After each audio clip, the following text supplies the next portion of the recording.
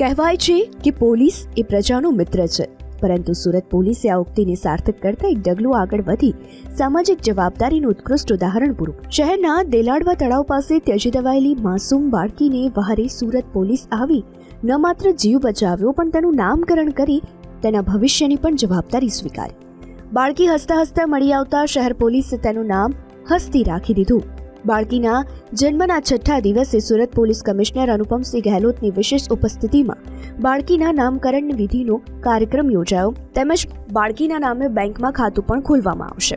તમામ પોલીસ કર્મચારીઓ સ્વેચ્છાએ ફાળો એકત્ર કરી આ ખાતામાં જમા કરાવશે, જેથી બાળકી મોટી થાય ત્યારે તેની પાસે ભવિષ્ય માટે ભંડોળ હોય.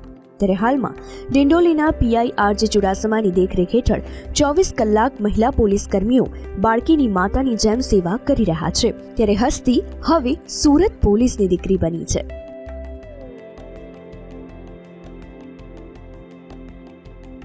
हमारा पुलिस महिला हमारी अधिकारियों पहुंची ત્યાં જોઈ કે એક દીકરી जो है અને तुरंत તાજી જન્મેલી દીકરીને કોઈ મૂકીને જતા રહ્યા છે.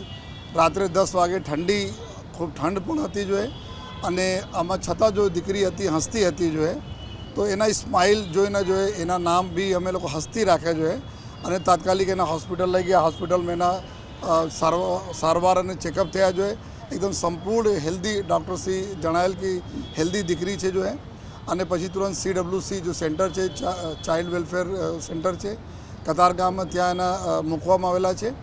અને આજે 6થા દિવસ છે એના તો દીકરીના આજે નામકરણ અને છઠ્ઠીને પૂજન બી ડિંડોલી પોલીસ સ્ટેશનના પ્રાંગણમાં અમારા પોલીસ પરિવાર અને અમારા મીડિયાના મિત્રો અને અમારા જો નગરજનોના પ્રેઝન્સમાં કરવામાં આવેલા અને નામ પણ હસ્તી રાખવામાં આવે. અને કાયદાકીય રીતે જો પ્રક્રિયા કરવાની હોય છે આ અમે લોકો કરીએ છીએ. જો DNA લેવાના હતા બધા અમે આ પ્રક્રિયાના ભાગરૂપે અમે બધા કરીએ છીએ.